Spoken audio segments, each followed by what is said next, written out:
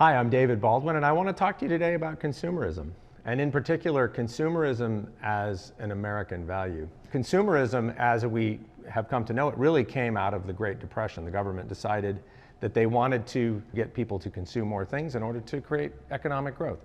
And so they came up with this idea of consumerism, and what that's led us to is to this modern idea that actually consumption is an American value. It's something that we as Americans do.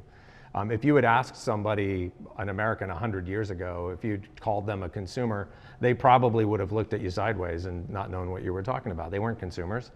David Ogilvy had this really great quote: "The consumer is not a moron, she's your wife." I would add to that the consumer is your friends and your family and your siblings and your parents, your mother, your father, your aunts, your uncles.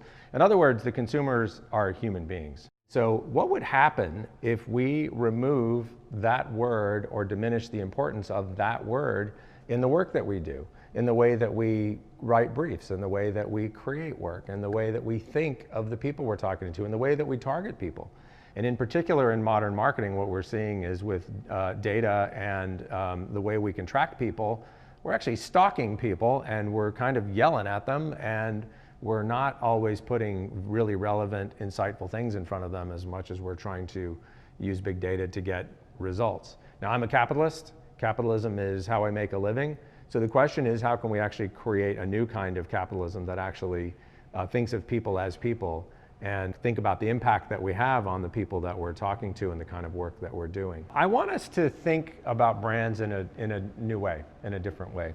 So traditionally what brands have been is an ethos or a promise in between us and our customers that are represented by a logo, color palette, a tone of voice, those sorts of things. All of that is still valid. All of that's incredibly important. But there's an actual bigger opportunity to think about brands as behavior. So when you think about what's happening in the world right now, we can actually see what companies and brands are up to at the click of a button. We know exactly what a brand says and what they're doing. And if those two things are in conflict, we know it immediately. And if we don't find out ourselves, all of our friends will tell us or our family will tell us, and there will be dire consequences in the marketplace. We also see happening when a brand is in alignment with its belief system, you'll have happier employees, you'll get more awareness because there's a natural story, there's an aligned marketing department, there's an aligned procurement department. Everybody starts to become aligned and you become much more efficient and much more powerful.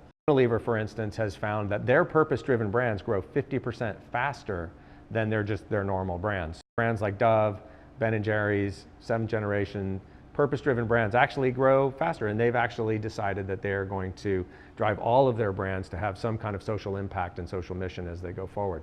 So this is a very, very powerful thing, and it actually starts to solve problems in the world going forward, and it lives in the world of radical transparency that we're seeing right now.